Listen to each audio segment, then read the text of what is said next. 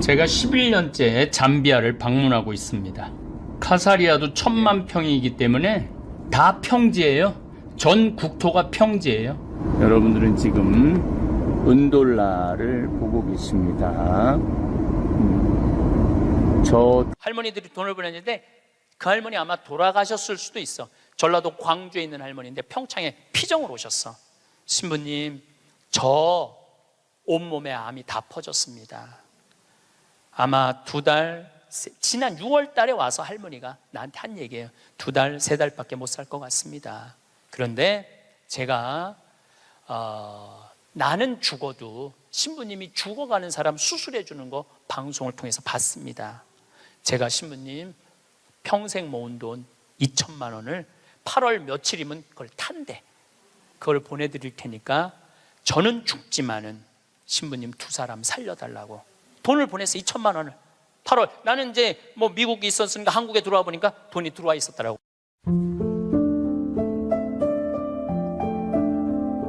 오늘의 영상은 신부님이 하셨던 명강의를 소개시켜드리고 황창현 신부님의 최신 강의와 근황을 알려드리려고 합니다. 또 마지막에 강의를 듣고 저의 생각과 여러분들의 댓글을 통한 생각을 나누는 시간이 있으니 함께 해주시길 바랍니다. 그럼 구독과 좋아요 눌러주시고 재미있게 시청해 주시길 바랍니다. 바로 시작하겠습니다. 네, 우리는 출세해야지 행복하다고 생각하고 돈이 많아야지 행복하다고 생각하고 공부를 잘해야지 행복하다고 생각을 하는데 제 생각에는 오히려 출세 안 하는 게 행복하고 돈 적은 게 행복하고 공부 못하는 게 행복할 수 있어요. 생각을 좀 바꾸세요. 우리 집에 조카 손녀가 태어났어요. 이제 3살 됐는데 그 아이랑 같이 시간을 보내면은 그야말로 너무너무 재밌어요. 또 우리 누나가 만나면은 그렇게 주책스럽지 않은 여잔데 요즘 만나면은 손녀 얘기밖에 안 해요. 손녀가 뭐 말한 거, 행동한 거, 뭐 또 우리 그 로사는 그 뱀을 참 좋아해요. 살아있는 뱀을 3살짜리가 목을 막 감고 막 뱀 만지고 도마뱀 만지고 아주 특이한 애. 그렇게 뱀을 좋아해. 만지는 걸 참 좋아하고. 그래서 이제 그 아이가 하는 행동을 3살짜리인데 무슨 주사를 맞으러 가는데 의사 선생님한테 그랬대. 나는 씩씩해서 안 운다고, 선생님. 나는 안 운다고. 근데 대개는 이제 그러고도 우는데 얘는 주사를 딱 놨는데도 하나도 안 울고 딱 맞고 난 다음에 내가 안 운다고 그러지 않았느냐고. 너무너무 아이가 참 재밌고 정말 신비하죠. 그리고 그 할머니, 할아버지, 엄마, 아빠 또 나조차도 그 아이를 만나면 너무너무 즐거워요. 여러분들도 자식을 키울 때 그런 즐거움이 있었을 거예요. 근데 언제부터 원수가 되기 시작하냐면은 공부를 하면서부터 원수가 되기 시작해. 공부를 하면서부터. 그냥 그렇게 이쁘고 귀엽고 즐겁게 뱀 만지고 그냥 쭉 자라면은 걔하고 원수 될 일이 없을 거예요. 근데 공부를 시키는 순간부터 애한테 스트레스를 주는 거예요. 독해지라고. 너 그렇게 순해서는 안 된다고. 그러니까 애들한테 스트레스를 주기 시작하는 거예요. 제가 9월 10일 날 한국에 들어왔는데 처음 접한 소식이 뭐였느냐면 부산에서 9월 1일 날 여중생 15살짜리 총 7명이 14살짜리 1년 어린 여동생을 2시간 동안 때린 거예요. 이건 때린 정도가 아니야. 알루미늄 의자로 애를 내리치고 벽돌로 머리를 치고 소주병으로 얼굴, 눈을 가격을 하고 심지어는 담뱃불로 등어리를 찢기까지. 그래서 머리를 3바늘을 꼬매고 입안에도 3군데가 찢어져 갖고 3번. 그 사진을 보니까 애가 눈을 뜰 수가 없어. 너무 맞아갖고 눈을 뜰 수가 없어. 그것도 남자애들도 아니고 여자아이인데 그것도 15살. 이 15살이라면은 16살 여기 16살을 뭐라고 그러냐면 이팔 청춘이라고 그러잖아요. 이팔 청, 이팔이 16 해갖고 이팔 청춘이라고 그러잖아요. 그러면 이 16살짜리 여자아이들은 로미오와 줄리엣이 16살이었어요. 춘향이가 16이었어요. 심청이는 15살이고 성모님이 16살이었어요. 가장 여자가 아름다운 나이가 16이에요. 가장 순수하고 깨끗한 나이의 아이가 16이에요. 그리고 제일 예쁠 때가 16이라고 그래요. 사람이 제일 여자가 제일 예쁠 때가 16이라고 그래. 그래서 이렇게 보면은 중학교 3학년, 고등학교 1학년 아이들을 보면 정말 꽃 같은 아이들 많아요. 너무너무 예쁜 아이들이 많아. 그런데 그런 여자 아이들이, 이거는 깡패 중에 상깡패도 할 수 없는 일을, 그 판사님이 재판하면서 그랬잖아요. 개, 돼지도 이렇게 때리지 않는다고. 개, 돼지도 이렇게 때리지 않는다고. 그런데 그 여학생들이 그렇게 아이를, 그리고 인터넷에 올리고 자랑을 하고. 근데 내가 보기에는 그 아이들이 그렇게 된 거는 그 아이들 책임이 아니에요. 대한민국의 어른들 책임이에요.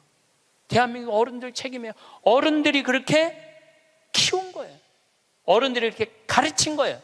대한민국의 교육제도가 그렇게 된 거예요. 우리는 교육을 하는 거는 공부를 가르친다고 생각하는데, 여러분들, 교육은 공부를 가르치는 게 아니에요. 학교는 공부를 가르치는 데가 아니에요.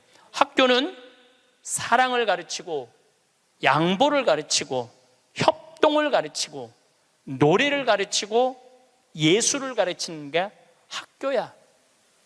근데 우리는 1등을 골라내고 명문대를 보내고 특목고를 보내고 그게 교육이라고 생각하고 있는 이 대한민국이 만들어낸 슬픔이라는 거예요. 대한민국이. 이건 누구의 책임도 아니고 우리 모두의 책임이야. 그냥 애들은 애들답게 키워야 되는데, 학교 2시, 3시에 끝나고 나면은 학원을 전전긍긍하면서 밤 10시에 집에 들어오니 얘네들이 스트레스가 극에 달할 거 아니에요. 또 공부 못하면 사람도 취급을 안 하잖아. 사람이라고. 되게 공부 못하는 애들이 성격이 좋은 애들이에요. 초등학교 때 공부 못하는 애들 봐요. 다 성격 좋은 애들이에요. 내일이 시험인데도 느긋한 애들, 근심 걱정 없는 애들. 그런데 내일 시험인데도 느긋하게 컴퓨터 게임하고 텔레비 보고 있으면은 엄마가 느닷없이 이렇게 말합니다. 내가 너 같은 거 낳고 좋다고 미역국 끓여 먹은 내가 미친년이다. 초등학교 4학년 애가 엄마가 왜 나를 낳고 미역국 먹었다고 미쳤다고 그러지? 이때부터 삐뚤어지기 시작하는 거예요. 그리고 되게 성격 좋고 공부 못하는 애들이요, 성적에 신경을 안 써요. 확인도 안 해. 성적 확인은 누구만 하냐면 엄마만 하는 거. 엄마만. 걔는 시험을 잘 봤는지 못 봤는지도 몰라. 성적표도 그냥 갖다 주고 그냥 행복하게 밥을 먹고. 또 성격 좋은 애들이 밥을 또 잘 먹어요. 밥을 막 행복하게 먹고 있는데 성적 받아보는 엄마가 애한테 또 한마디예요. 이 성적 받고 밥이 목구멍으로 넘어가냐? 너 그렇게 해서 어떻게 세상 살라고 그러느냐? 너 독하게 마음 먹고 살아야 된다. 그래서 애들이 점점 독해지는 거예요. 독해져 갖고 그렇게 1년 후배 여학생을 그렇게 두들겨 패는 거예요. 이거는 애들의 문제가 아니에요. 대한민국의 어른들의 문제예요. 부탄의 교육부 장관이 그 주간에 한국을 방문해서, 부탄 국민 행복지수 1위 나라예요. 그런데 이 교육부 장관이 정말로 대한민국 사람들한테 기가 막힌 얘기를 하고 갔어요. 부탄은 학교를 1등을 골라내는 곳이 아니라고 생각한다.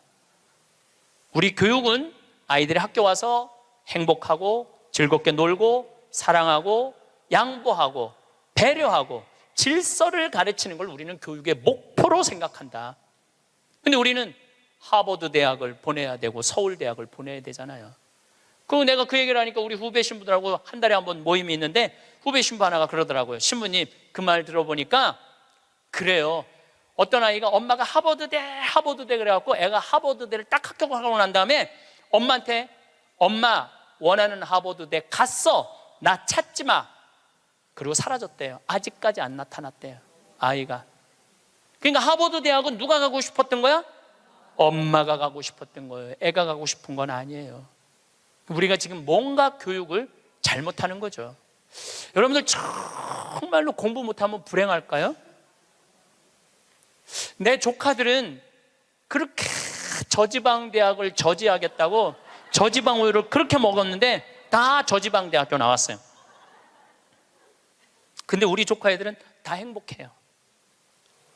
우리 조카 애들이 제발 삼촌 방송에 우리 얘기 좀 하지 마 그랬는데도 내가 안 할 수가 없는 게 애들이 너무너무 행복해요. 우리 조카들은 내가 수원에 어머니 아버지 모시고 식사한다 그러면은요 일주일 전에 얘기하면 100% 나와요. 그러니까 공부를 못하는 건 죄가 아니야. 그런데 가족 모임에 안 나오는 건 죄야. 그건 죄야. 가족 모임에 안 나오는 건 죄예요. 공부를 못하는 건 죄가 아니에요. 그럼 우리 애들이 다 저지방 대학에 졸업을 했는데 우리 애들이 지금 불행하게 사느냐? 우리 조카 애들은 6명이 다 친해요. 왜냐하면 우리 조카 애 중에 한 명만 서울대학을 나왔으면 그렇게 친하지 않을 거야. 똑같이 다 저지방 대학을 나와서 애들이 너무너무 친해. 그리고 우리 조카 애들은 직장 생활하는 애들이 한 명도 없어요. 왜냐하면 직장 생활에 이력서를 낼 만큼 스펙이 안 돼. 그래서 직장 생활하는 애들이 한 명도 없어. 그런데 돈도 잘 벌어요. 우리 누나 아들은 2가지 일을 하는데 나한테 자세하게는 얘기는 안 해도 내가 보니까 대충 1년에 1억 이상은 버는 것 같아요. 다른 애들도 다 결혼도 잘하고 결혼 생활도 잘하고 행복하게 살아요. 얘네들은 어렸을 때 공부 딱 보고 내가 그랬어요. 우리 형제들한테 공부를 못하는 건 죄가 아니다. 죄인 취급하지 말아라. 그래서 얘네들은 학원을 다니는 애들이 거의 없어. 그리고 공부 못한다고 욕먹은 애들이 없어. 그러니까 얘네들은 지방대학을 다녀도 전혀 부끄러워하지 않아요. 욕을 먹었어야지 부끄러워할까요? 욕을 먹었어야지. 욕을 안 먹으니까. 근데 이번에 우리 형 누나가 제일 위고 큰형이 있는데 큰형 아들이 대학을 졸업했어요. 물론 직장생활 못했죠. 근데 누나 아들이 그 형 아들한테 사촌이죠. 프란치스코와 클레멘스한테 내가 이걸 해보니까 이게 블루오션이다. 너 이거 한번 해봐라.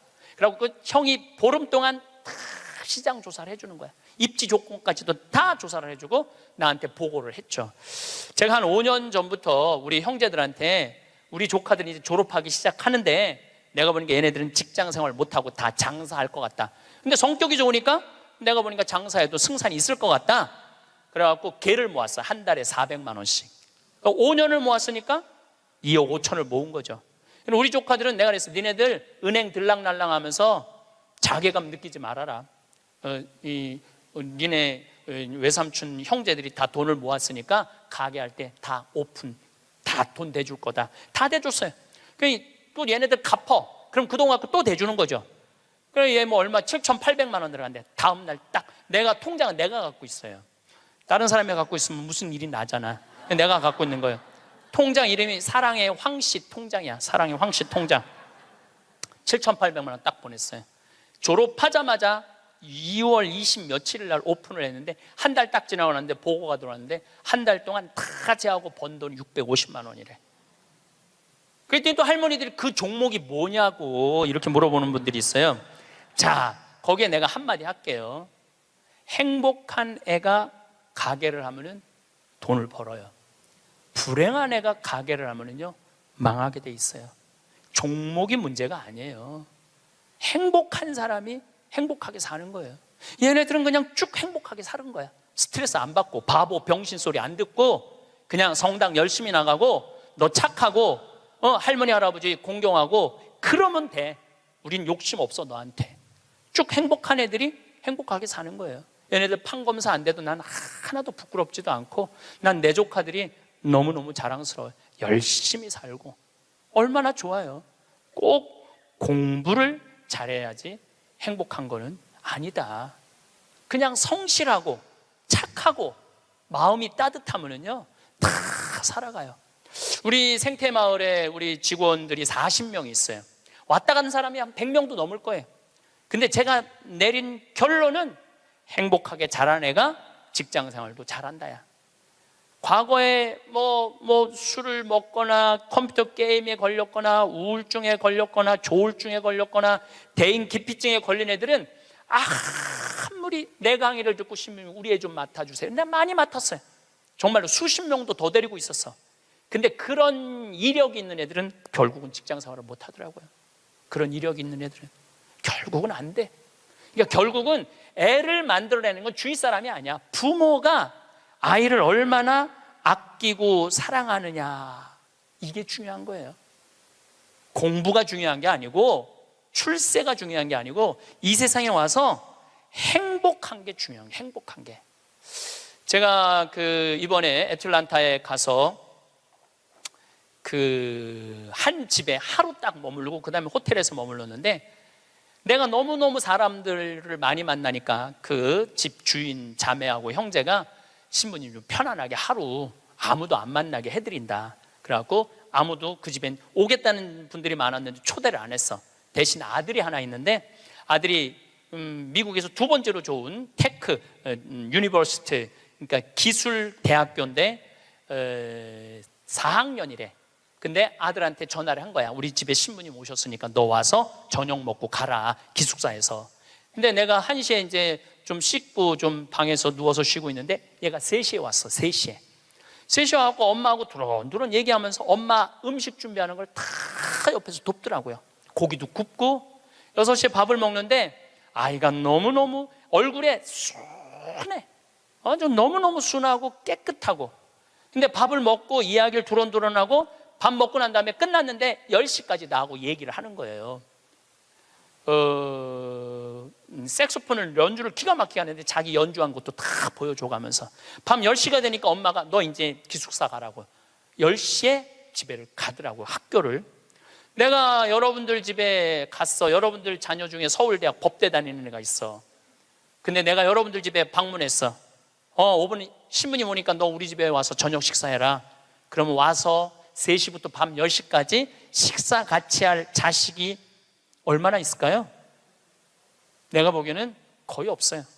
왜냐하면 내가 본당 신부 때 가정 방문하면은 방에 있는데도 나오는 애가 거의 없어요.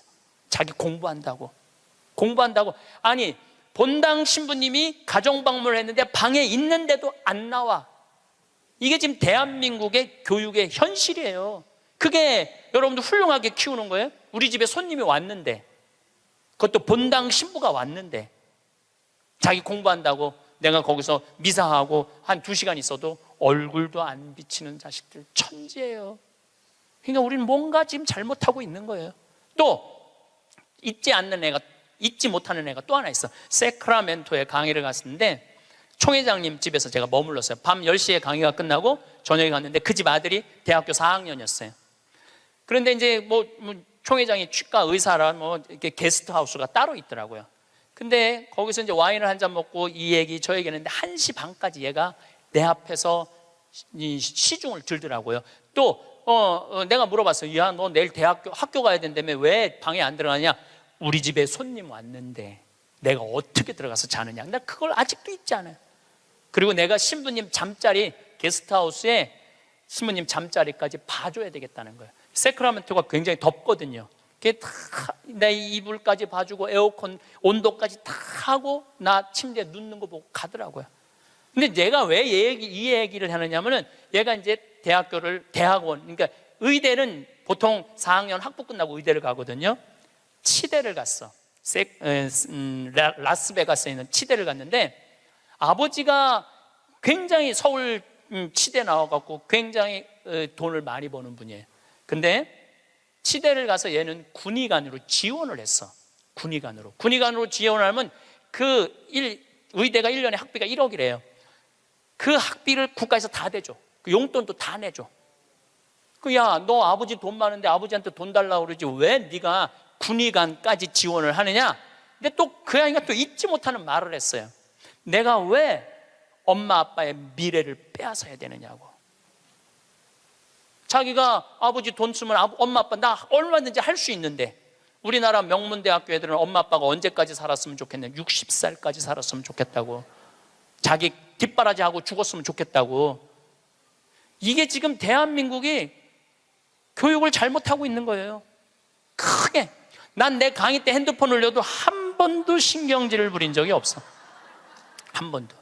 이것도 다 이해가 되더라고. 내 나이만 돼도 네 바지에서 울리는지 내 바지에서 울리는지도 몰라. 예. 또 우리 할머니들 내가 노인대학 강의해 보면은 핸드폰이 울려도 이게 끌 줄을 몰라요. 유일한 방법은 받는 거야. 딱 봐도 나 신부님 지금 강의 들어. 근데 저쪽에서 엄마 중요한 얘기야. 그러면 공간 개념이 없어져요. 말해봐. 그러고 나보다 더 크게 대화를 해. 무슨 일인데? 막 이러면서 나이를 먹으면 어쩔 수가 없어요. 그래서 내가 깨워서 있으라는 거예요. 깨워서. 근데 저도 뭐 내 핸드폰 켜놨는지 꺼놨는지도 몰라. 근데 이 진짜 내 들은 얘기인데 어떤 자매가 핸드폰을 켜놨는지 꺼놨는지 핸드폰을 뭐 냉장고에 넣어놓고도 찾고 지갑도 잃어버리고 가방도 잃어버리는 자매가 있었대. 근데 여러분들 그렇죠? 지금 깜빡깜빡하죠? 옛날 같으면 46세 평균 연령이었을 때는 100년 전에 여러분들 지금 살아있는 사람 한 명도 없어. 다 죽었어. 근데 너무 오래 사니까 그런 일이 벌어지는 거야. 너무 오래 사니까 잊어먹는 것도 많고. 근데 어떤 자매가 하도 건망증이 많은 자매가 너무 잘 잊어먹었는데, 근데 한 번은 이제 운전을 하려고 딱 차에 탔는데 운전대가 없어졌더래. 운전대가. 내가 이제 잊어먹다 운전대까지 잊어먹는구나. 너무너무 당황을 했대. 이 운전대가 어디 갔나 이놈의 차에. 한참을 찾고 정신을 차려보니까 앞문으로 타야 되는데 뒷문으로 탄 거야. 뒷문으로 타갖고 거기서 운전대를 찾고 앉아있어. 이게 뭐 앞문인지 뒷문인지도 모르고서 이게 너무 오래 살아서 그래. 너무 오래 살아서. 어쨌거든 이 친구가 한국의 평창에 와갖고 내가 또 장어도 사줬어요. 근데 이미 벌써 치대를 졸업하고 한국에 와서 용산에서 근무를 하고 이제 돌아가서 의사를 개업을 했다고 그래요. 내가 외국에 이렇게 다니면 경쟁이 없는 나라 애들이요 부드러워요. 따뜻해요. 경쟁이 없는. 근데 경쟁이 있는 데를 가보면요 너무너무 살벌해요. 근데 대한민국은 나라 전체를 경쟁으로 만들어 놨잖아요. 나라가 살벌한 거예요. 나라가. 또 이 프랑크푸르트에 유럽에 강의를 갔는데 그 가족들도 내가 잊지 못해. 내가 프랑크푸르트 주교자 성당에 가서 미사를 좀 봉헌하고 싶다 그러니까 엄마가 이 독일어가 유창하지 않았던 거죠. 아들하고 딸한테 연락을 하더라고. 딸은 학교 선생님, 아들은 법대인지 의대를 다니는데 신부님 안내 좀 하라고. 두 아이가 나와서 나를 안내를 하는데 기가 막히게 안내를 하더라고요.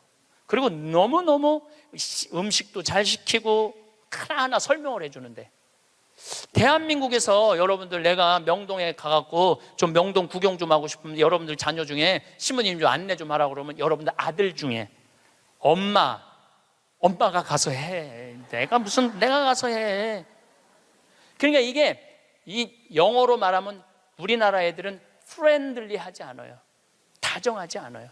다정하지가 않아. 애들을 보면 굉장히 불편해. 애들이 이게 지금 이러니 대한민국이 그러니 지금 이 자기 1년 후배를 벽돌로 머리를 깨고 소주병으로 때리는 애들이 앞으로 만들어갈 세상은 어떤 세상일 것 같아요?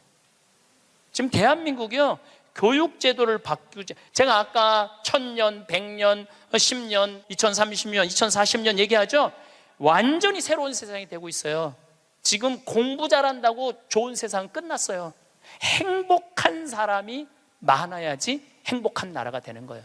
그러니까 여러분들 행복한 나라를 가꿔야 돼. 행복한 나라를. 나는 자연인이다 라는 프로 어때요? 보셔요? 산에 가갖고 그분들 아마 사업 망하고 건강 해치고 이런 분들이에요. 근데 그분들 물론 선택해서 가는 거겠지. 이 방송사에서 조금 조작도 있을 거예요. 그렇지만은 제가 보기에는 그 나는 자연인이다 그분들은 명예도 재산도 권력도 돈도 없는 사람들이야. 근데 그 사람들 행복해 보여 안 행복해 보여? 행복해 보이죠? 국회의원들 지금 그 사람들 여러분 보면 행복해 보여 안 행복해 보여? 그러니까 우리는 행복의 기준이 바뀌어야 돼. 신부님 말씀대로 성주순례도 가고 맛있는 것도 사 먹고 다 했는데 돈 다 썼는데 그때도 안 죽고 주머니에 돈 한 푼 없으면 어떻게 해요? 그때는 여러분들 어떻게 하면 되느냐면 집에 가만히 앉아 있으면 돼요. 그때는. 근데 문제는 뭐가 문제냐면은 나중에 쓰려고 지금 가만히 있는 분들이 많아요. 나중에 쓰려고. 근데 내가 이렇게 얼굴을 보니까 돈 쓸 수 있는 마지막 얼굴들이야. 나중에 어디서 나중에. 지금 안 쓰면은 나중에는 더 못 써요. 지금 안 쓰면 나중에 더 못 써요. 그러니까 지금 쓰세요. 성주순례도 가고, 한국도 지난 목요일 날 우리 직원들 데리고 민둥산에를 갔었어요. 정선에. 너무너무 잘 해놨어. 내가 뭐 전 세계를 다니면서 대한민국처럼 등산 잘할 수 있도록 꾸며놓은 나라도 없어요. 대한민국처럼 등산할 수 있도록 꾸며놓은 나라도 없어요. 또 그거 끝나고 난 다음에 정선에 레일 바이크라는 걸 우리 직원들 40명하고 탔어요. 이야, 신나더라고요. 우리나라도 다닐 때가 너무너무 많아요. 그리고 여러분들이, 제가 한 10년 전에 할머니들이 용돈이 5만 원 나올 때가 있었어요. 내가 그때 할머니들한테 뭐라고 그러냐면 5만 원 다 닦아 써라. 조금 있으면 10만 원 나올 거니까. 10만 원 올랐죠? 다 닦아 써라. 조금 있으면 20만 원 나올 거다. 지금 20만 원 나오죠? 다 닦아 쓰세요. 5년 후에는 최소한 60만 원, 70만 원 나와요. 5년 후에는 내가 자신 있게 얘기할 수 있어요. 그리고 그렇게 가야 되고, 그렇게 가야 돼요. 그래야지 여러분들도 행복하게 살 거 아니야. 우리나라가 경제 규모가 작으면 내가 이런 말을 감히 못해요. 우리나라 경제 규모 굉장히 커요. 그리고 대기업에서 돈을 내놔야 돼요. 대기업에서 돈을 내놔야 돼요. 이번에도 삼성 3분기 실적 보고 하니까 엄청나게 벌었더라고. 그런데 우리 이건희 회장님이 쓰러진 지 3년 5개월 돼요. 이건희 회장님 쓰러진 지 3년 5개월 된 거 아는 사람도 대한민국에 나밖에 없을 거야. 근데 쓰러질 때 재산은 12조 5,900억이었어요. 쓰러질 때 12조 5,900억. 근데 3년 5개월 만에 주식이 올라갔고 20조야. 20조. 그런데 그 20조가 무슨 의미가 있을까요? 아무 의미가 없어요. 재물은요, 내가 나눌 때 의미가 있는 거예요. 나 혼자 이걸 가지고 나 돈 많다고 자랑하는 건 아무 의미가 없어요. 그래서 인생은 여러분들, 이제는 여러분들이 자아 완성이라는 큰 숙제가 남아 있어요. 이제 뭐 출세할 것도 아니고, 판사 될 것도 아니고, 검사 될 것도 아니고, 국회의원 될 것도 아니고, 대통령 될 것도 아니잖아요. 그건 또 중요한 것도 아니고, 가장 중요한 거는 내가 이 세상을 충만하게 살아가고 행복하게 살아가고 확신을 가지고 살아가는 게 중요한 거예요. 그러려면 자아 안성을 하기 위해서 뭐가 필요하냐면 깨달음이 필요한 거예요. 깨달으려고 여기 나온 거 아니에요? 그렇죠? 오늘 많이 깨달았죠? 여러분들은 내가 봐도 훌륭한 분들이야. 훌륭한 분들이야. 예. 여러분들 정말 훌륭한 분들이에요. 여러분들 같은 마음이 많은 분들이 있으면 대한민국은 행복해요. 제가 사제로 살면서 처음에는 몰랐어요. 사제가 얼마나 위대한 일을 할 수 있는 사람인가를 몰랐어요. 그냥 신부 강론하고 미사하는 건 줄만 알았어요. 근데 지난번에 우리 평화방송에서 성서 황창현 신부와 함께 따르는 성경 여행 있죠? 예, 그거를 하면서 12번을 강의를 해서 총 24시간이지만 한 번 강의할 때마다 내가 한 사람씩 고쳐준다고 그랬어요. 병원에서. 왜냐하면 예수님 성서를 묵상하면 전부 병 고치는 거야. 여기 오신 분들도 아마 아픈 것 때문에 고통스러운 분들 많을 거예요. 그리고 이게 빨리 치유되기를 간절하게 바라는 분들 많을 거야. 근데 문제는 나는 말씀의 은사는 받았는데 치유의 은사를 못 받았어요. 난 진짜 치유의 은사가 없는 것 같아. 남들은 안수기도 하면 막, 우리 오홍진 신부님 한참 젊었을 때 성령 충만했을 때 이쪽 쓰러진다면 이쪽 100명 쓰러지고 저쪽 100명 쓰러지고 그러는데, 나는 25년 동안 안수기도를 그렇게 했는데도 쓰러진 사람이 한 명도 없어요. 정말로. 그리고 그게 치유 은사 있는 신부들이 있어요. 확실히 그걸 내가 느껴요. 분명히 있는 분들이 있어요. 근데 내가 이렇게 신부님 제발 그래도 안수 좀 해주세요. 그래갖고 내가 탁 손을 얹으면은 내가 느껴. 내 손에서 아무것도 안 나오는 게 느껴져. 이 아무것도 안 나오는 누르고 있는 나도 한심하고, 더 한심한 건 아무것도 안 나오는데 치유하겠다고 머리 디미는 교우들이 더 불쌍한 거예요. 더 불쌍해. 미안하기도 하고 안타깝기도 하고. 그런데 12명을 수술을 해주겠다고 빈센트 병원하고 연락을 했는데 정말로 놀라운 거는 돈이 8천만 원이 들어가요. 12명 수술해 주는데 병원에서 반 부담하고 내가 반 부담하는 거니까 8천만 원이 들어가는데 그 돈이 마지막에 얼마까지 들어왔느냐 하면 8,150만 원까지 들어왔어. 그래갖고 내가 150만 원도 수님한테 보냈어. 신부님 8천만 원이라는데 150만 원은 왜 보냈습니까? 들어왔으니까. 돈이 들어왔으니까. 이거 가지고 과일 사서 보내고, 수술한 사람들 영양제 사서 보내라고 병원에서 그 150만 원 갖고 12명한테. 그래서 몽고 사람, 아프리카 사람, 베트남 사람, 또 우리나라 있는 분들 정말 기가 막힌 분들 수술 다 해줬어요. 너무너무 좋더라고요. 아주 쑥스러우네. 내가 박수 받으려고 그러는 게 아닌데. 내가 한 게 아니에요.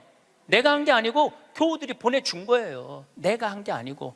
제가 뭘 깨달았느냐 하면은 내가 하지 않아도 내가 통로가 된다는 걸 깨달아서. 통로가.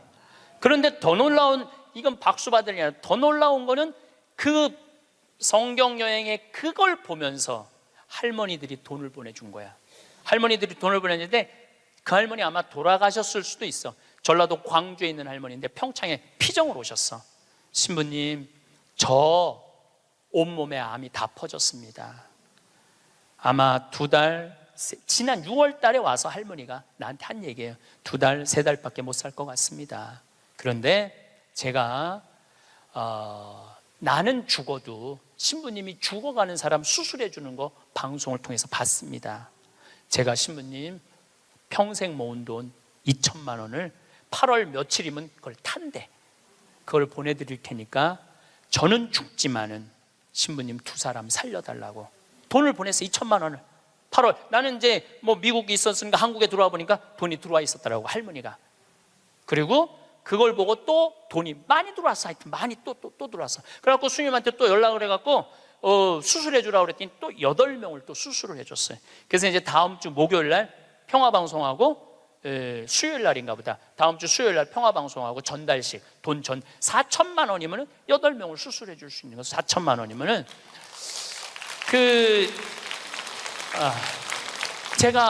저는 한 푼도 안 냈어요. 저한테 박수 치지 마세요. 저는 한 푼도 안 냈어요. 근데 제가 뭘 깨달았느냐 하면은 내가 좋은 지향을 가지고 저는 이런 일을 하고 싶습니다. 이렇게 도와주고 싶습니다. 내 이 지향을 가지고 살면은 하느님이, 그리고 하느님을 사랑하고 하느님 나라를 사랑하는 교우들이 도와주는구나. 그러니까 내가 심부름의 역할은 할 수 있는 거 아니냐. 그런 걸 깨달으니까 이제 어려운 데를 찾아서 도와주게 되더라고요. 근데 놀라운 거는 이제 얼마 전에는 외방선교에서 필리핀 바기오라는 곳에서 이상원 배다라는 젊은 신부가 10년 동안 거기 농민들을 위해서 살았대. 유통 시스템을 하고 싶대. 냉동차가 있으면은 마닐라로 그 농사진 걸 보낼 수 있대. 그래서 또 그것도 또 5천만 원을 도와줬어요. 근데 내 돈으로 도와주는 게 아니에요. 도와주라고 보내주는 분들이 너무너무 많은 거야. 그래서 아마 다음 달에는 내가 그 이제 동영상을 여러분들 보면은 기가 막힐 거예요. 그 아프리카 잠비아에 지금 이루어지고 있는 일들을 보면은 기가 막힐 거예요. 그래서 여러분들도 내가 왜 사는지 그걸 깨달아야 돼. 내가 왜 사는 이유가 있을 거 아니에요. 그냥 살아? 내가 하다못해 여러분들 자식들한테도, 성당 나오는 자식들한테, 성당 안 나오죠 자식들, 여러분들은 전부 다 열심히 한 분들 아니야? 그럼 제일 고민이 뭐야? 자식 성당 나오는 거 아니야? 그렇죠? 성당 나왔으면 좋겠어. 근데 애들은 성당 나가기 싫어. 먹고 살기도 바쁘고 성당 나가면 이거 해라 저거 해라 싫어. 그래서 성당 나가기 싫은데 오래간만에 엄마네 집에 갔는데, 어머니네 집에 갔는데 80 넘은 어머니가 웃으면서 얘기해도 성당 나갈까 말까 한데, 머리는 하얗고 얼굴엔 주물이 자글자글하고 웃어도 이쁠까 말까 한데, 거기다 인상을 써가면서 성당 좀 나와. 어떤 놈이 성당 나가고 싶어? 더 나가기 싫지. 근데 여러분들, 그렇게 말하면 그건 성교가 아니에요. 아들이 오래간만에 오잖아요. 얘야, 내가 하느님을 믿으니까 참 행복하다. 내가 지난번에 삼성산 성제 가고 신부님 강의를 들었는데 출세하는 거 그거 부러울 큰 없다고 그러더라. 나는 우리 아들이 더 자랑스럽다. 나는 너를 보면은 너무 자식 하나 잘 얻었다고 생각한다. 나는 하느님한테 너무너무 감사하고 내가 사는 게 너무너무 기쁘다. 한마디 또 해서 신부님이 나를 얼굴을 보는 돈 쓸 수 있는 마지막 기회라고 그러더라. 그래서 내가 지난번에 냉면 가서 사 먹었는데 오장동에 가서 냉면 사면 너무 맛있더라. 나는 하느님 믿어서 너무너무 행복하다. 그리고 여러분들이 돌아가셔서 세상을 떠났어. 난 천당 갈 거다. 아들이 먹고 살기 힘들고 사는 게 지칠 때 엄마 생각하겠죠. 야, 우리 엄마가 살아생전에 그렇게 하느님 믿어서 행복하다는데 나도 하느님한테 가야지. 여러분들이 하늘나라의 증표가 될 수 있는 거예요. 그것도 나누는 거예요. 그것도 저는 물을 볼 줄 알아요. 밑에 또 물 봐달라고 그러는 사람 또 있으면 안 되는데, 운물, 그러니까 대수층에 한 20m, 30m의 물을 봐요. 근데 한국에서는 제가 물 안 봐요. 아프리카에서, 잠비아에서는 내가 물을 봐요. 여기 물 나온다 찍으면 딱 나와. 그거 얼마나 좋은지 몰라. 내 능력으로 여기에 우물을 팔 수 있는 자리를 찍어낼 수 있다는 게 얼마나 좋은지 몰라요. 얼마나 좋아. 그러려면 뭐를 해야 돼? 공부를 해야지. 그냥 봐. 배워야지. 내가 그래서 물 보는 책을 2권, 3권을 사서 읽었어요. 수맥 보는 방법을. 그 논문으로도 나왔더라고. 그게 그냥 하는 게 아니라 논문으로 나왔더라고. 논문으로. 그러니까 내 차에는 항상 그 은 막대가 있어요. 그것도 보기 쉬워요. 하나 깨달으면 하나 나눠줄 수 있잖아. 그러니까 여러분들도 공부하라는 거예요. 공부. 신부님 어떻게 공부를 해요? 이 유튜브가 대학교예요. 유튜브 안에 이 성서 강의도 다 올라와 있어. 그리고 요즘 4차 산업에 대해서 기가 막히게 교수들이 해놨더라고요. 그러니까 여러분들 공부하세요. 맨날 드라마나 그냥 맨날 네 아들이냐 내 아들이냐 뭐 이런 거 그런 거 시청하지 마시고 좋은 유튜브 공부 많이 하세요. 그리고 이렇게 피정 다니는 것도 최고의 공부야. 자, 깨달음을 얻었다면 그 다음에 하는 일은 나눔이야. 나눔. 빌 게이츠, 이 참 대단한 사람이에요. 빌 게이츠 부인이 멜린다예요. 빌 게이츠하고 워렌 버핏이 지금 자선 기금을 거의 $1,000억 모았어요. 그런데 빌 게이츠는 돈을 벌고 멜린다라는 부인은 자선 사업을 해요. 아프리카에 말라리아, 에이즈, 내가 거기 가보니까 그 재단에서 약을 보내주더라고요. 그래갖고 그 멜린다 여사가 지금 살린 사람만 70만 명을 살렸대요. 70만 명을 살렸대. 여러분들 멋있지 않아요? 그 정도 부분은 돼야죠. 그리고 빌 게이츠 하는 일이 너무너무 멋있으니까 워렌 버핏은 그 자기 재산을 빌 게이츠 재단에 다 내놨어요. 네가 정말 잘 쓴다. 그러니까 멜린다라는 부인이 너무너무, 근데 이 멜린다라는 부인은 그냥 돈을 주는 게 아니야. 아프리카에 직접 가요. 1993년에 아프리카를 전부 다 한번 돌아봐요. 그리고 그 사람들 아픔을 직접 보면서 어떻게 도와줘야 되는지를 아는 거야. 그러면서 너무너무 행복해요. 저는 아프리카 잠비아를 간 지 이제 5년이 되는데 정말 잠비아에 갔다 올 때마다 심장이 벌렁벌렁 거려요. 우리 대한민국이 할 수 있는 일은 너무나 많아요. 처음에는 의사가 3명인데 5년 만에 몇 명으로 늘어났냐면 12명으로 늘어났어요. 안과 의사, 치과 의사. 이 피부과 의사까지 오면 더 좋을 것 같아요. 왜냐하면 거긴 피부가 엉망이거든요. 피부과 의사까지만 가면은 완벽한, 올해도 1,000명을 진료해주고 왔어. 올해도 1,000명을 진료해주고 왔어. 그 사람들 이 백내장 안 처음에는 수술하러 오라니까 한 명도 안 왔어. 왜 안 하냐? 누나를 빼는 줄 알고 수술하면은. 근데 이 백내장을 걷어주니까 막 춤을 추는 거예요. 그러면서 의사 선생님들이 10일이라는 시간을 내면서 가면서 사는 보람이 있다는 거예요. 깨달음이 있으면 나눔이 있고, 나눔이 있으면 기쁨이 있고, 기쁨이 있으면 감동이 있는 거예요. 그런데 문제는 그곳에 함께한 분들의 이야기는 그런 얘기를 해요. 신부님, 내가 잠비아에 와서 내 인생의 가장 찬란한 시간을 보내고 있다고. 우리 인간은요, 나만을 위해서 살면 아름답지도 않고 위대하지도 않아요. 어려운 이웃을 돕고. 그런데 이 잠비아를 떠나는 사람들은 대단한 능력을 가지고 있는 사람들도 떠나지만은 평범한 아줌마들도 함께 떠나요. 올해 20명이 자원봉사자들을 모았는데 110명이 지원을 했어, 한국에서. 그 중에 90명이 떨어졌어. 90명이 떨어지면서 한다는 소리가 내 돈 내고 내가 가서 봉사하겠다는데도 떨어져야 되느냐고 그런 얘기를 하더라고요. 저는 이제 대한민국이 정말로 행복하려고 그러면은 나눠야 돼요. 대한민국이 행복하려고 그러려면은 지금 교육제도는 바뀌어야 돼요. 학교에서 등수 매기지 말아야 돼요. 학교에서 지금 고등학교 애들 음악 시간, 체육 시간 없애고 있어요. 공부해야 된다고. 내가 보니까 정신 나간 짓이에요. 아이들이 노래를 하면서 공을 차면서 사회성을 배우는 거예요. 책상에 앉아고 공부만 하잖아요. 얘네들은 아무것도 쓸데 없는 애들이에요. 여러분들 공부 못하면 신부님 뭘 먹고 살아요? 지금 대한민국의 공장에 외국인 노동자가 150만 명이에요. 우리 형님도 공장을 운영하는데 외국인도 한 달에 240만 원을 줘야 된대요. 그러면은 내가 펜대 굴릴 생각 안 하고 몸으로 해갖고 여러분들 지금 공장에 가면은 천지가 돈 200~300만 원 다 받아요. 근데 우리는 뭐만 배웠어? 공부만 배웠고 출세만 배웠고 최고 높은 자리에 올라가는 것만 배웠어. 공장에서 일하는 건 용납을 할 수가 없는 거야, 자존심 상해서. 그래서 명문대학교 나온 애들 50%가 취직이 안 된 애들이 집에서 놀고 있는 거야. 누구 거 빼먹고 살아? 엄마 아빠 미래를 빼먹고 살고 있는 거예요. 엄마 아빠 미래를.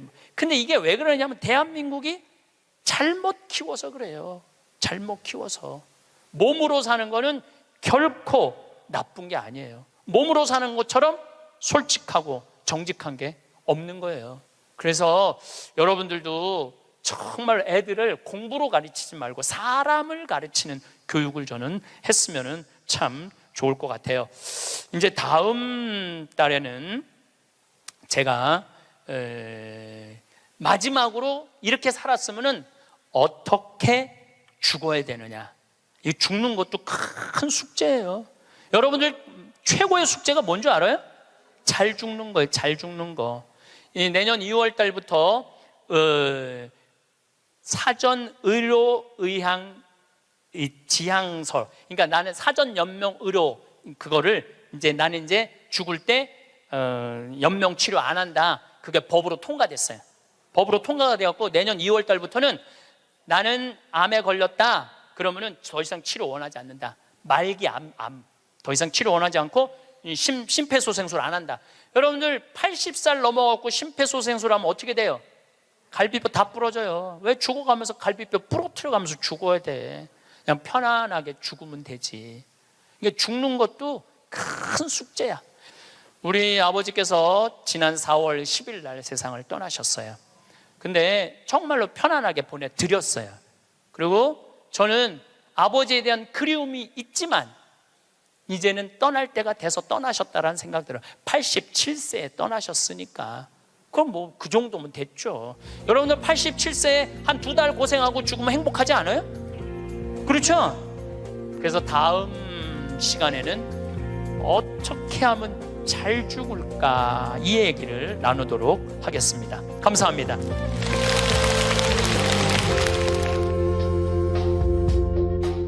은돌라 다와 갑니다.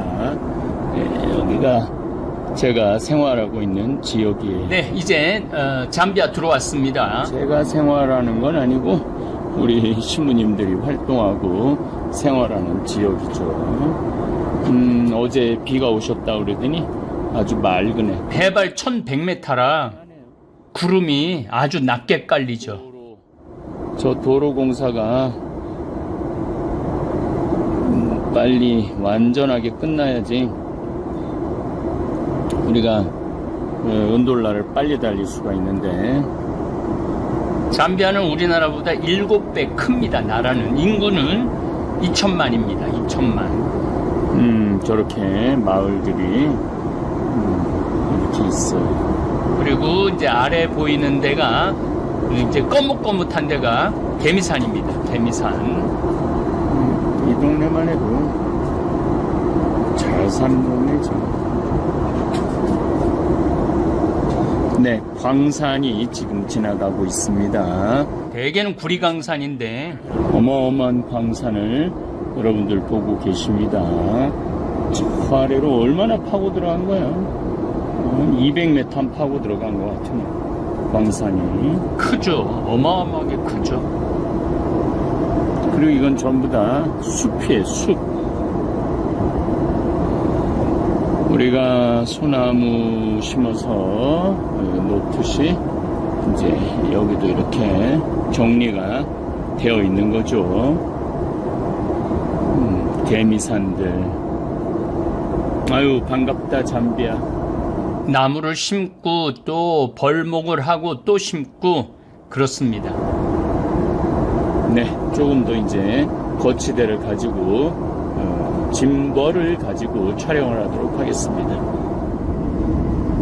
좀 더 이렇게 구획 정리가 잘 돼 있어요. 우리 이제 카사리아도 이렇게 구획 정리가 아주 잘 돼 있을 겁니다. 할 일이 많아요. 저 나무가 진한 데가 있죠? 저기가 냇물이 흐르는 데, 강물이 흐르는 데죠. 제가 11년째 잠비아를 방문하고 있습니다. 카사리아도 1000만 평이기 때문에 다 평지예요. 전 국토가 평지예요. 여러분들은 지금 은돌라를 보고 계십니다. 저 도로로 가면은 카사리아가 나옵니다. 카사리아가. 네, 저게 일본 주도로입니다. 도로로 가면은 카사리아가 나옵니다. 자, 이제 착륙하려고 돌고 있습니다. 턴을 하고 있습니다. 또 가슴이 두근거리기 시작합니다.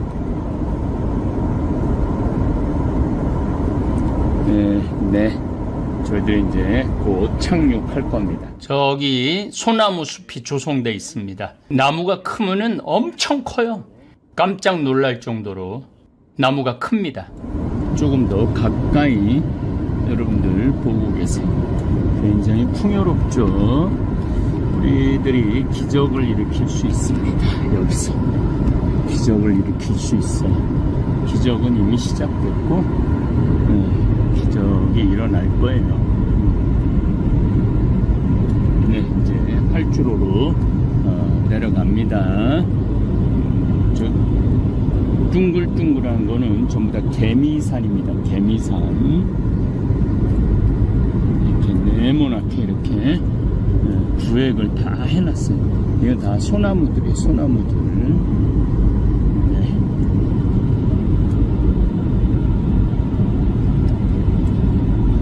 이제 내려앉으려고 그럽니다.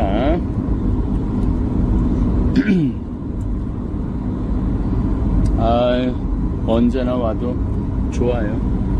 네, 그러니까 이렇게 하는 거겠지 뭐. 20시간 비행 끝에 도착할 겁니다. 비행기 안에서 조용히 찍었어요. 저 소나무 심어 놓은데 저기가 저렇게 보이죠? 네모나게 저렇게 소나무를 저렇게 심어 놓는 거예요. 10년이면은 목재가 됩니다. 10년이면 이제 올해 내년에 소나무를 엄청 심어 놓을 겁니다. 소나무만 잘 키워도 굶지 않을 텐데 불을 질러요. 불을 건기 때 여기도 소나무가 다 죽어갖고 베낸 데가 굉장히 많아요. 네, 20시간에 걸쳐서 여행 고생한 끝에 이제 착륙을 막 시작을 합니다. 새로 생긴 공항에 착륙하는 겁니다. 하느님 감사합니다. 하느님 감사합니다.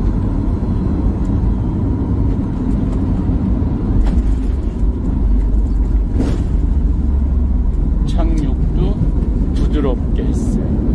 긴 여행 끝에 4월 22일부터 5월 8일까지의 아프리카 출장이었죠. 미션 출장이라고 그래야 되나? 이번에는 아주 이제 또 계속 영상이 나가겠지만 신부님들이 일을 너무 많이 했어요. 이석기 본부장하고 아주 날이 맑으네. 이번에는 아마 성실하게 찍어서 우리 다볼교우들하고 많이 나눌 겁니다.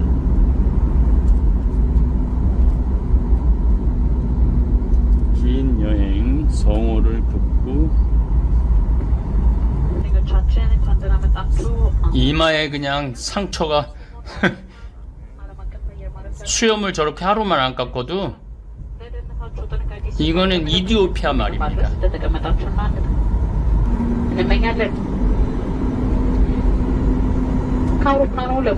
잘 도착했다고? 그런 것 같아요. 꾼거리네. 아프리카에 왔다는 표시. 아프리카 왔다는 표시 나무가. 이제 저하고 자원봉사 떠날 분들은, 선교 자원봉사 떠날 분들은 이 은돌라에 도착을 할 겁니다. 이렇게 도착을 이제 다 했어요. 진짜 하느님한테 감사하죠.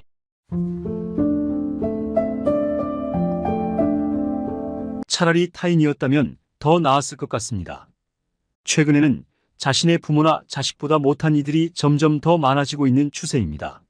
젊은 시절에는 그 누구보다 소중히 여기며 키워왔지만 정작 나이가 들어서 기댈 곳이 필요할 때 가장 가까운 이들이 등을 돌리는 상황이 발생합니다. 많은 부모님들이 자신의 자녀가 이러한 일을 저지를 것이라곤 상상조차 하지 못하셨을 것입니다. 그럼에도 불구하고 나이가 들어가면서 자식과의 관계가 소원해지는 경우가 많습니다. 이는 많은 부모님들이 자식과 친구처럼 지내며 서로를 소중히 여기는 관계를 꿈꾸셨지만 시간이 흐르면서 점차 멀어지는 과정에서 발생합니다. 오늘은 여러분께 제가 가정 상담을 하면서 목격한 여러 사례를 바탕으로 자식에게 버림받은 부모님들의 공통된 특징을 공유하고자 합니다. 제 경험을 바탕으로 한 이야기들은 여러분의 사고를 변화시킬 수 있기를 바랍니다. 작은 것들을 소홀히 여기는 태도가 결국 가정의 해체로 이어질 수 있습니다. 이러한 문제를 조금씩이라도 해결해 나가기 위해 저희가 함께 생각해 보아야 할 것입니다. 우선 많은 가정에서 여전히 장남에게 많은 기대를 하고 전통적인 가치를 중시하는 경향이 있습니다. 부모님들은 아들이 원하는 것을 모두 들어주며 성장할 수 있도록 지원하고 심지어 모아둔 재산까지 전부 넘겨주시는 경우가 많습니다. 그러나 노후가 되었을 때 자식이 부모님을 돌보지 않고 외면하는 경우 그 실망감은 이루 말할 수 없습니다. 다른 형제들 사이에서도 불화가 생기며 제일 큰 형제가 부모님을 돌봐야 한다는 주장이 곳곳에서 터져나옵니다. 이런 상황에서 중요한 것은 어느 한 자녀에게만 집중하는 것이 아니라 모든 자녀에게 공평한 사랑과 관심을 주는 것입니다. 자녀가 차별받았다고 느낀다면 그것은 부모님의 사랑이 진정 공평했는지 돌아보아야 할 시점입니다. 이는 능력이 부족한 부모보다 더 나쁜 결과를 초래할 수 있습니다. 또한 부모님들은 자신의 인생을 자식에게 바치지 말고 자녀들이 독립적인 삶을 살아갈 수 있도록 준비시켜야 합니다. 자식들이 성인이 되었다면 그들의 인생에 대한 결정은 스스로 내리도록 해야 합니다. 과거에는 장남이 가정을 이끌어가는 것이 당연했지만 시대가 변하면서 이제는 각자의 길을 가는 것이 일반적입니다. 한 명의 자식에게 모든 것을 집중하는 것은 여러 문제를 초래할 수 있으며 이는 결국 가족 내의 불화나 법적 분쟁으로 이어질 수 있습니다. 항상 재산을 분배할 때는 신중을 기하고 모든 자녀에게 공정하게 대해야 합니다. 자녀의 일에 과하게 간섭하지 않는 것도 중요합니다. 자녀가 자신의 문제를 스스로 해결하며 성장할 수 있도록 하는 것이 결국 그들의 자립심을 길러줄 수 있습니다. 부모님이 항상 옆에서 해결책을 제공하는 것이 아니라 올바른 방향을 제시하고 지켜보는 것이 자녀를 위한 더 큰 사랑일 수 있습니다. 이러한 지혜를 통해 여러분의 자녀도 훗날 이러한 사랑과 지원에 대해 깊은 감사를 느낄 것입니다. 부디 오늘 영상이 여러분의 가정생활에 작은 도움이 되길 바라며 더 많은 가족이 행복하고 조화로운 관계를 유지할 수 있기를 희망합니다. 먼저 현대사회에서는 아직도 많은 부모님이 장남에게 모든 것을 기울이는 경향이 있습니다. 장남이 원하는 것은 무엇이든지 지원하며 그들이 모은 재산도 대부분 장남에게 넘겨주곤 합니다. 하지만 때로는 이런 기대가 배신으로 돌아오기도 하죠. 부모님들이 병에 걸리거나 어려움을 겪을 때 그 장남이 돌보지 않고 외면하는 경우를 너무나 자주 목격합니다. 이로 인해 깊은 슬픔에 빠진 부모님이 극단적인 선택을 하는 사례도 적지 않습니다. 이런 상황에서 재산을 받지 못한 다른 자녀들은 종종 반발하며 가족 간의 불화가 생기곤 합니다.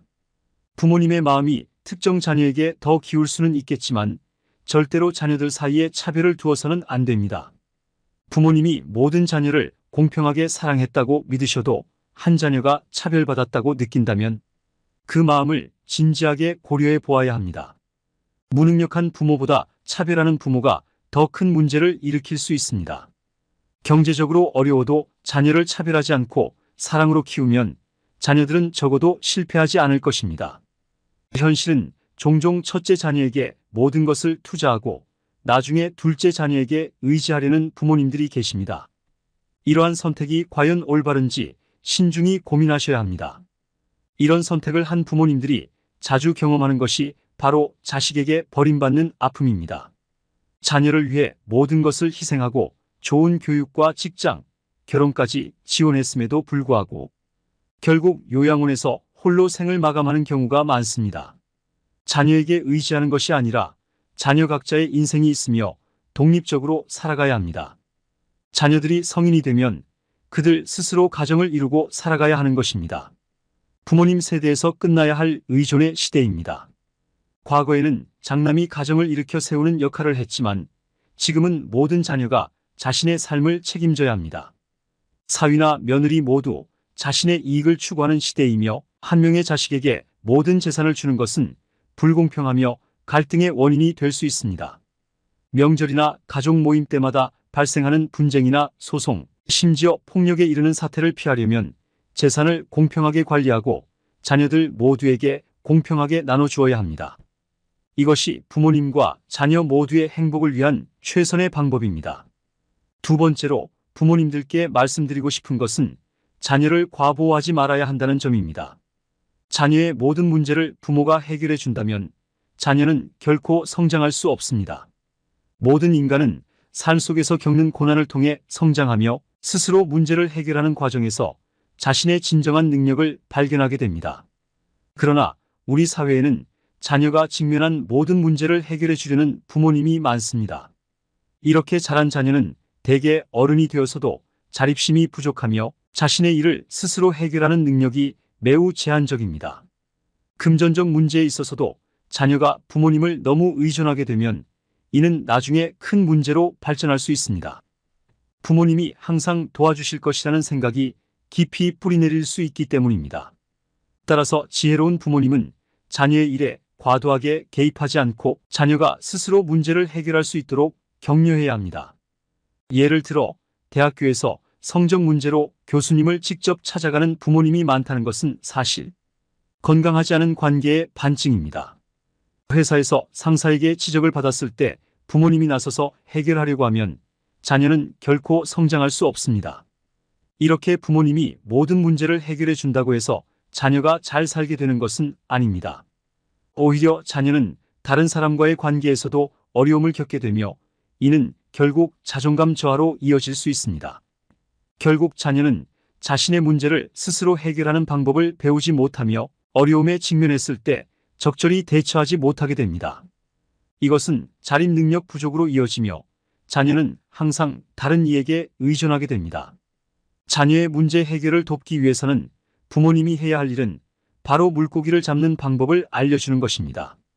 자녀에게 매번 문제를 해결해 주는 것이 아니라 문제에 직면했을 때 스스로 해결할 수 있는 방법을 가르쳐야 합니다.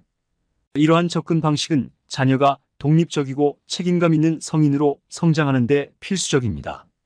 물론 이렇게 자녀를 교육하면 당장은 자녀가 부모님의 도움을 받지 못해 어려움을 겪을 수 있지만 장기적으로 보면 이는 자녀에게 매우 긍정적인 영향을 미칩니다.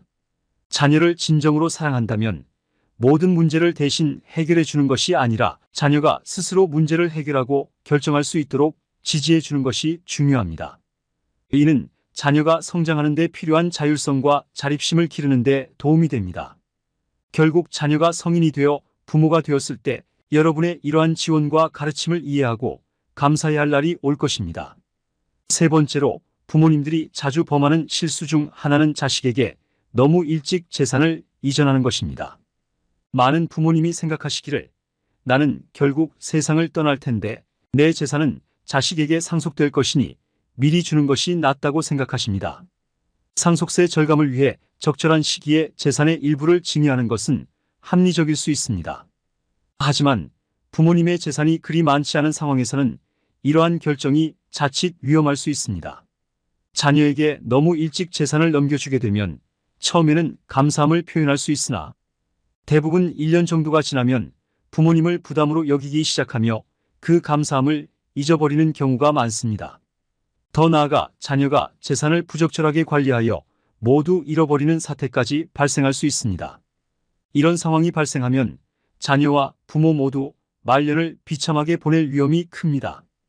일찍 모든 재산을 자녀에게 넘겨받은 자녀가 그 재산을 유지하고 관리하는 일은 생각보다 어렵습니다. 일부 자녀는 부모로부터 돈을 받는 것이 세상에서 가장 쉬운 일이라고 생각할 수도 있습니다. 물론 모든 사람에게 돈은 필요하지만 돈을 벌 줄 아는 능력과 올바른 정신 자세가 뒷받침되지 않는다면 그 돈은 오래 가지 않습니다. 부모님들께서는 자식을 진정으로 사랑한다면 때로는 냉정해질 필요가 있습니다. 금전적인 지원을 너무 쉽게 제공하기보다는 자녀가 스스로의 힘으로 어려움을 극복하고 성장할 수 있도록 격려하고 지원해야 합니다. 자녀들에게 금전적인 재산을 물려주는 것보다 더 중요한 것은 스스로 문제를 해결하고 성취할 수 있는 정신력을 물려주는 것입니다. 오늘 저의 경험을 통해 전달드린 인생의 조언이 여러분의 삶에 긍정적인 변화를 가져다 주기를 바랍니다. 이 글이 도움이 되셨다면 구독과 좋아요를 부탁드립니다. 여러분의 소중한 지지에 미리 감사드립니다.